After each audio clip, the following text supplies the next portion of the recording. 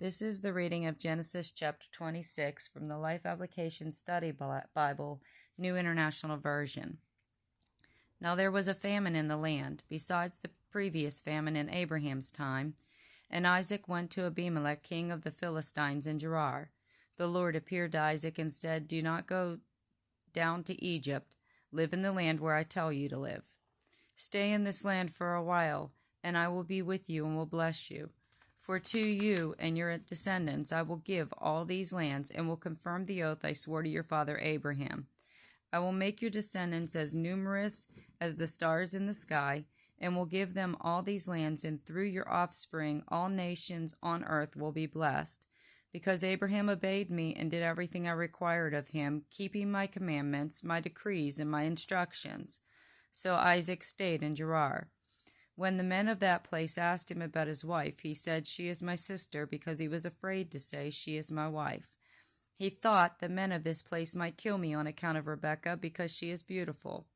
When Isaac had been there a long time, Abimelech, king of the Philistines, looked down from a window and saw Isaac caressing his wife Rebekah. So Abimelech summoned Isaac and said, "She is really your wife. Why did you say she is my sister?"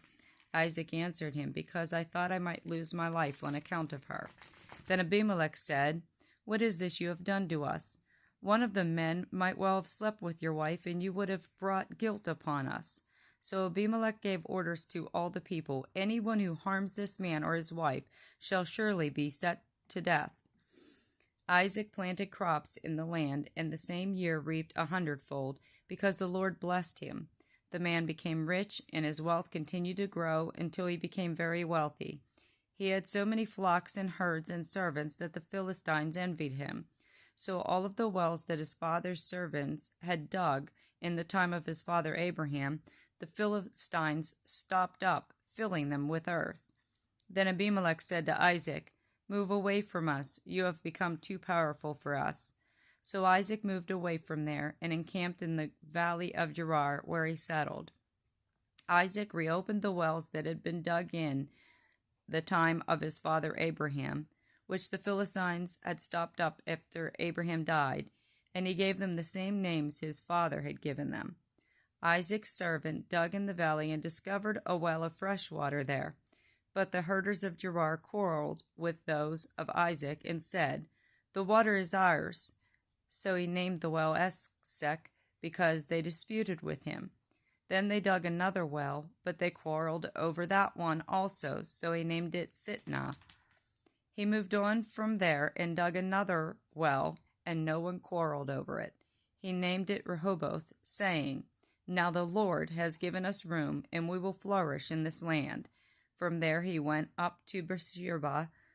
The night the Lord appeared to him and said, "I am the God of your father Abraham. Do not be afraid, for I am with you. I will bless you and will increase the number of your descendants for the sake of my servant Abraham." Isaac built an altar there and called on the name of the Lord. There he pitched his tent, and there his servants dug a well. Meanwhile Abimelech had come to him from Gerar with Ahuzath, his personal advisor, and Phicol, the commander of his forces. Isaac asked them, "Why have you come to me, since you were hostile to me and sent me away?"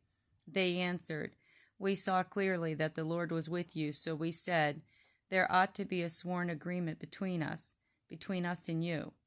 Let us make a treaty with you that you will do us no harm, just as we did not harm you, but always treated you well and sent you away peacefully, and now you are blessed by the Lord."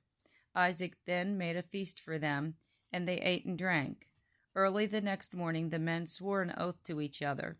Then Isaac sent them on their way, and they went away peacefully. That day Isaac's servants came and told him about the well they had dug. They said, "We found water." He called it Sheba, and to this day the name of the town has been Beersheba.